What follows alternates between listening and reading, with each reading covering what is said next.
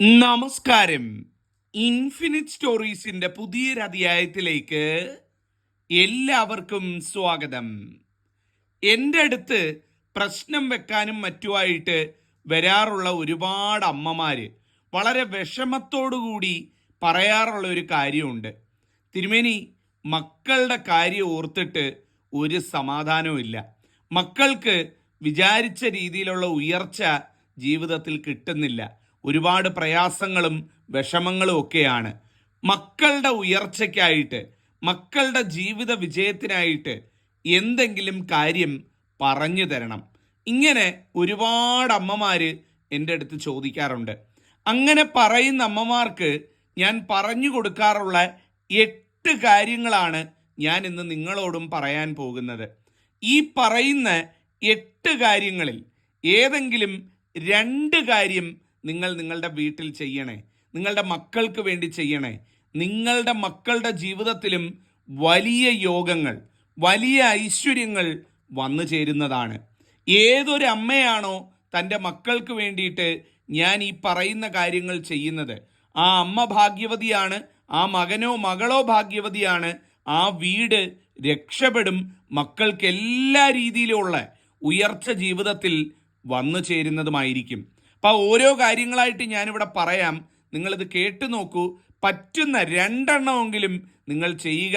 അതിൻ്റെ ഗുണം മക്കൾക്ക് കിട്ടുന്നതായിരിക്കും. പറഞ്ഞുകൊണ്ട് കാര്യത്തിലേക്ക് കടക്കാം. ഇതിൽ ഒന്നാമത്തേത് എന്ന് പറയുന്നത് മക്കൾക്ക് ഒരു അപകടവും സംഭവിക്കാതെ മക്കളെ കാത്തു രക്ഷിക്കാൻ വേണ്ടിയിട്ടുള്ള ഒരു മാർഗമാണ്. ഇപ്പോഴത്തെ കുട്ടികളാണ് ജോലി ചെയ്യാനും പിന്നെ പഠിക്കാനും ഒക്കെ തിരക്കുകളായിട്ട് ഓടി നടക്കുന്ന മക്കളാണ്. ഒരു അപകടവും സംഭവിക്കാതെ മക്കൾക്ക് എപ്പോഴും ഒരു ശിവകവചം ഉണ്ടായിരിക്കാൻ വേണ്ടി. ശിവൻ എന്ന് പറഞ്ഞാൽ ആരാണ്? സംഹാരത്തെ വരെ തോൽപ്പിക്കുന്ന മൃത്യുഞ്ജയനാണ്, അല്ലേ? അപ്പൊ ആ മൃത്യുഞ്ജയനായ ഭഗവാന്റെ ഒരു സാന്നിധ്യം എപ്പോഴും കൂടെ ഉണ്ടാകാൻ, ഭഗവാൻ ഇവരെ കാത്തു രക്ഷിക്കാൻ വേണ്ടിയിട്ടുള്ളതാണ്. ചെയ്യേണ്ട എന്താണെന്ന് ചോദിച്ചാൽ, എല്ലാ മാസവും, അത് മലയാള മാസ കണക്കോ അല്ലെ ഇംഗ്ലീഷ് കലണ്ടർ കണക്കായാലും മതി, ശിവക്ഷേത്രത്തിൽ ഒരു ജലധാര മക്കളുടെ പേരിൽ നടത്തുക. ജലധാര നടത്തുന്ന സമയത്ത് അവിടുത്തെ തിരുമേനിയോട് പറയണം അതിൻ്റെ പ്രസാദം ഒരു കുപ്പിയിലാക്കി നൽകാനായിട്ട്. കുപ്പി നിങ്ങൾ കൊണ്ടുപോവോ അല്ലെ അവിടുന്ന് വാങ്ങുകയോ ചെയ്താൽ മതി. അപ്പോൾ ഒരു കുപ്പിയിലാക്കി ജലധാരയുടെ പ്രസാദമായിട്ടുള്ള ജലം വീട്ടിൽ കൊണ്ടുവരിക. ആ ഒരു കുപ്പിയിൽ കിട്ടുന്ന ജലത്തിൽ നിന്ന് എല്ലാ ദിവസവും ഈ മക്കൾ കുളിക്കാൻ, മക്കളുടെ കൈ കൊടുത്താൽ മതി. കൊടുത്തിട്ട് അവരെല്ലാ ദിവസവും കുളിക്കാൻ പോകുമ്പം ഒരു നുള്ളു വെള്ളം, അതായത് ആ കൊണ്ടുവന്ന് വെച്ചിരിക്കുന്നതിന് ഒരു ചെറിയൊരു അടപ്പിലോ മറ്റോ എടുത്തിട്ട് ഒരല്പം ജലം, ആ കൊണ്ടുവന്ന ജലധാര പ്രസാദം ആ വെള്ളത്തിൽ ചാലിച്ചിട്ട് ദിവസവും കുളിക്കാൻ പറയണം. വേറെ നാട്ടിലൊക്കെ പോയി പഠിക്കുകയും ജോലി ചെയ്യുകയൊക്കെ ചെയ്യുന്ന മക്കളുണ്ടെങ്കിൽ ഇത്തരത്തിൽ ജലധാര നടത്തിയിട്ടുള്ള പ്രസാദം അവർക്ക് പോകുമ്പം കൊടുത്തു വിടുക. അവരത് കൊണ്ടുപോയിട്ട് എല്ലാ ദിവസവും ഒരു തുള്ളി അതിൽ കുളിക്കുന്നതിന് മുമ്പ് ഒന്ന് കുടഞ്ഞിട്ട് അല്ലെങ്കിൽ അതിലേക്കൊന്ന് ഒഴിച്ചിട്ട് ആദ്യം അത് തലയിൽ ഒഴിച്ചുകൊണ്ട് കുളിച്ചു തുടങ്ങുക എന്നുള്ളതാണ്. എപ്പോഴും ആ ഒരു ശിവകവചം മക്കൾക്കുണ്ടാകാൻ ഇത് ഉതകുന്നതാണ്. ഇതാണ് ഒന്നാമത്തെ കാര്യം. പറ്റുന്നവരെല്ലാം മക്കൾക്ക് വേണ്ടി ചെയ്യണേ. ഏറ്റവും ഐശ്വര്യമായിരിക്കും. രണ്ടാമത്തെ കാര്യം എന്ന് പറയുന്നത്, എല്ലാ അമ്മമാരും നിങ്ങളുടെ വീടിൻ്റെ കന്നിമൂല ഭാഗം ഉണ്ടല്ലോ, കന്നിമൂല എന്ന് പറഞ്ഞു കഴിഞ്ഞാൽ തെക്ക് പടിഞ്ഞാറേ മൂല, തെക്കും പടിഞ്ഞാറും ചേരുന്ന ആ തെക്ക് പടിഞ്ഞാറേ മൂലയ്ക്ക് വളരെ മനോഹരമായിട്ട് ഈ ചിത്രങ്ങളിൽ കാണിച്ചിട്ടുള്ള ഒരു അരൂത എന്ന് പറയുന്ന ചെടിയുടെ തയ്യ് നട്ടു വളർത്തുക. എല്ലാ നഴ്സറിയിലും വാങ്ങാൻ കിട്ടും. ഔഷധ ഗുണമുള്ള സസ്യമാണ്. വീട്ടിൽ വളർത്തുന്നതുകൊണ്ട് ഒരു ദോഷമില്ലാത്ത സസ്യമാണ്. ഇത് വാങ്ങിക്കൊണ്ടുവന്ന് വീടിൻ്റെ കന്നിമൂലയ്ക്ക് നട്ടു വളർത്തുക. എന്താണ് കന്നിമൂല എന്ന് പറഞ്ഞാൽ? തെക്ക് പടിഞ്ഞാറേ മൂല, തെക്കും പടിഞ്ഞാറും കൂടെ ചേരുന്ന ആ കോൺ ഭാഗമാണ് കന്നിമൂല എന്ന് പറയുന്നത്. ആ കന്നിമൂലയ്ക്ക് ഈ അരൂത വാങ്ങിക്കൊണ്ടുവന്ന് ഒരു മൂട് നട്ടു വളർത്തുക. ആ ചെടി വളരുന്നതിനോടൊപ്പം നിങ്ങളുടെ മക്കളുടെ ജീവിതവും ഉയർച്ചയിലേക്ക് പോകുന്നതായിരിക്കും. നിങ്ങൾ നിങ്ങളുടെ മക്കളെ എങ്ങനെയാണോ നോക്കുന്നത്, ആ സ്നേഹത്തോടു കൂടി ആ അരൂത ചെടിയെ പരിപാലിച്ച് നട്ടു വളർത്തുക. അത് പടർന്ന് പന്തളിക്കും. അതിനനുസരിച്ച് മക്കളുടെ ജീവിതത്തിലും ഉയർച്ചയും വിജയവും കിട്ടുന്നതാണ്. ഇതാണ് രണ്ടാമത്തെ കാര്യം. ഇനി മൂന്നാമത്തെ കാര്യം എന്ന് പറയുന്നത് സൃഷ്ടി, സ്ഥിതി, സംഹാരം. അതിൽ സ്ഥിതിയുടെ അധിപനാണ്, സ്ഥിതിയുടെ ദേവനാണ് മഹാവിഷ്ണു ഭഗവാൻ എന്ന് പറയുന്നത്, അല്ലേ? ഭഗവാനാണ് ഈ ഭൂമിയിൽ നമ്മളെല്ലാം പരിപാലിച്ച് നമ്മളുടെ സ്ഥിതിയെല്ലാം നിയന്ത്രിച്ച് കൊണ്ടുപോകുന്ന ദേവൻ എന്ന് പറയുന്നത്.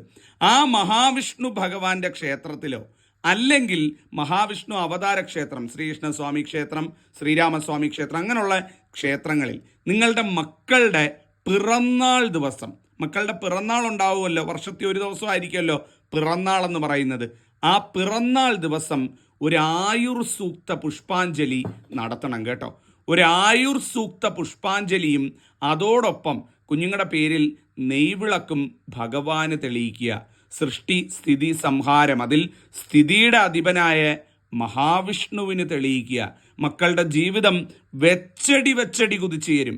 ഏതൊരമ്മയാണോ വർഷാവർഷം മക്കൾക്ക് വേണ്ടിയിട്ട് അവരുടെ പിറന്നാൾ ദിവസം ആയുർ സൂക്തം വിഷ്ണു അമ്പലത്തിൽ നടത്തുന്നത്, ആ അമ്മമാർക്ക് അച്ചിട്ടായിട്ട് ഞാൻ പറയാം, മക്കളുടെ ഉയർച്ച കാണാൻ സാധിക്കും. കുഞ്ഞുങ്ങൾ ജീവിതത്തിൽ രക്ഷപ്പെടും. എല്ലാ സൗഭാഗ്യങ്ങളും അവരെ തേടി വരുന്നതായിരിക്കും. ഇതാണ് മൂന്നാമത്തെ കാര്യം. ഇനി നാലാമത്തെ കാര്യം ഏറ്റവും പ്രധാനപ്പെട്ട കാര്യമാണ്. അതായത് ശനിയാഴ്ച ദിവസം രാത്രിയിൽ മക്കൾ അടുത്തുള്ള അമ്മമാർക്കും, മക്കൾ അടുത്തില്ല ദൂരെയാണ് അന്യനാട്ടിലാണ് എന്നുള്ള അമ്മമാർക്കും ഞാൻ പ്രത്യേകം പറഞ്ഞു തരാം.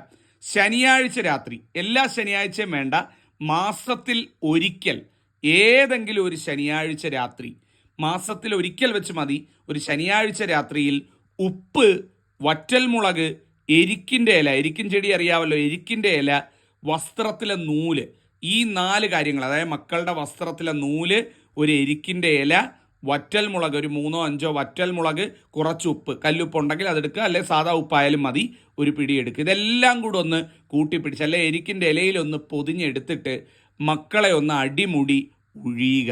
ഇതെന്തിനു വേണ്ടിയിട്ടാണെന്ന് വെച്ച് കഴിഞ്ഞാൽ മക്കൾക്ക് ഒരു രീതിയിലും ശത്രുദോഷങ്ങളോ പരാജയങ്ങളോ തടസ്സങ്ങളോ ഉണ്ടാകാതിരിക്കാൻ വേണ്ടിയിട്ടാണ്. കുഞ്ഞുങ്ങൾ പല കാര്യത്തിനും ഇറങ്ങിപ്പോകുന്നവരാണ്.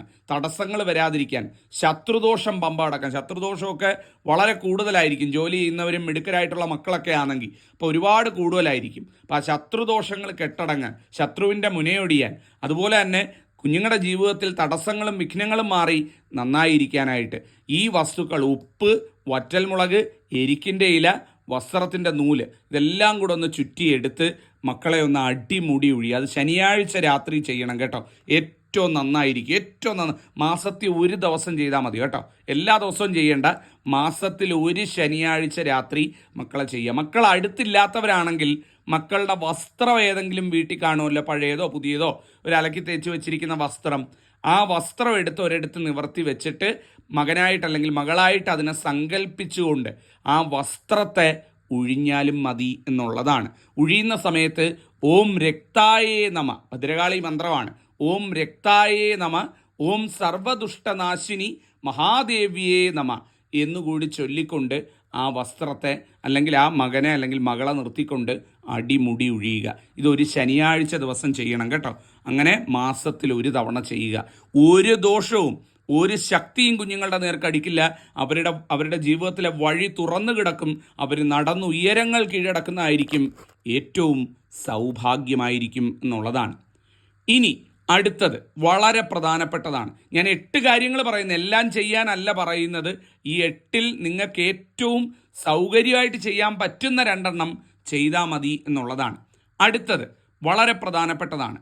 കുട്ടികൾ എന്തെങ്കിലും, അല്ലെങ്കിൽ മക്കൾ, വലിയ മക്കളായിക്കൊള്ളട്ടെ പൊടി മക്കളായിക്കൊള്ളട്ടെ, അവരുടെ ജീവിതത്തിലെ വളരെ നിർണായകമായിട്ടുള്ള ദിവസങ്ങളുണ്ടാവുമല്ലോ, പരീക്ഷാ ദിവസങ്ങൾ, അല്ലെങ്കിൽ ജോലിയിൽ എന്തെങ്കിലും പ്രത്യേക മീറ്റിങ്ങുകളോ കാര്യങ്ങളോ, അല്ലെങ്കിൽ ജോലി സംബന്ധമായിട്ട് എന്തെങ്കിലും ഇൻ്റർവ്യൂവോ, അങ്ങനെ പലതരത്തിലുള്ള അവരുടെ പ്രധാന ദിവസങ്ങളുണ്ടാവുമല്ലോ. അതിനൊക്കെ പോകാനായിട്ട് ഇറങ്ങുന്നതിന് മുമ്പ് മക്കളുടെ തലയിൽ അമ്മമാർ കൈവെക്കുക, അച്ഛന്മാരായാലും മതി, ഒന്ന് തലയിൽ കൈവച്ചിട്ട് അവരെ അനുഗ്രഹിക്കുക. അനുഗ്രഹിക്കുന്ന സമയത്ത് ദേവകീസുത ഗോവിന്ദ വാസുദേവാ ജഗത്പദേ ദേഹീമേ തനയം കൃഷ്ണ ത്വാമഹം ശരണം ഗത, നന്നായി വരും മകനെ അല്ലെങ്കിൽ മകളെ എന്ന് പറഞ്ഞിട്ട് ഈ മന്ത്രം ചൊല്ലിക്കൊണ്ട് വിടുക. ഇത് സന്താനഗോപാല മന്ത്രമാണ്. അമ്മമാർ ചൊല്ലിക്കഴിഞ്ഞാൽ 100 ഇരട്ടി ഫലമാണ് കേട്ടോ. അമ്മമാർ ചൊല്ലി മക്കളെ തലയിൽ കൈവച്ച് അനുഗ്രഹിച്ചു കഴിഞ്ഞാൽ സാക്ഷാൽ ഭഗവതി ശ്രീപാർവതി, സാക്ഷാൽ ഭഗവതി മഹാലക്ഷ്മി അവിടെ വന്ന് അനുഗ്രഹിച്ചതിന് തുല്യമാണെന്നാണ് പറയുന്നത്. ഭഗവതി വന്ന് അനുഗ്രഹിച്ചതിന് തുല്യമാണ് അമ്മമാർ തലയിൽ കൈവച്ച് ഈ മന്ത്രം ചൊല്ലിക്കൊണ്ട്. മക്കളുടെ എല്ലാ ദിവസവും ചെയ്യുന്ന അമ്മമാരൊക്കെ ഉണ്ട് കേട്ടോ, ഞാൻ അവരില്ലെന്ന് പറയുന്നില്ല. എല്ലാ ദിവസവും ചെയ്താൽ അത്രയും നല്ലത്. പക്ഷേ പ്രധാന ദിവസങ്ങളിൽ വിട്ടുപോകരുത്, അമ്മമാരിത് ചെയ്യുക. കുഞ്ഞുങ്ങൾ ലോകം കീഴടക്കുന്നവരായി, ഏറ്റവും വലിയവരായി വരുന്നതായിരിക്കും. അടുത്തത് വളരെ പ്രധാനപ്പെട്ടതാണ്. അതായത് ഷഷ്ടിവ്രതം എന്ന് കേട്ടിട്ടുണ്ടല്ലോ. നമ്മളെല്ലാവരും അമ്മമാരെടുക്കുന്ന വ്രതമാണ് ഷഷ്ടിവ്രതം എന്ന് പറയുന്നത്. എടുക്കുന്നവരത് എടുത്തോളൂ, ഏറ്റവും നല്ലത്. മക്കൾക്ക് ഉയർച്ച കിട്ടാനായിട്ട് ഇതിനേക്കാൾ നല്ലൊരു കാര്യം വേറെ ഇല്ല എന്നുള്ളതാണ്.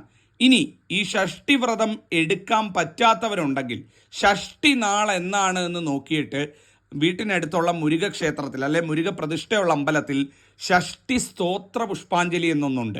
അത് നടത്തുന്നത് ഏറ്റവും കെങ്കേമമാണ്.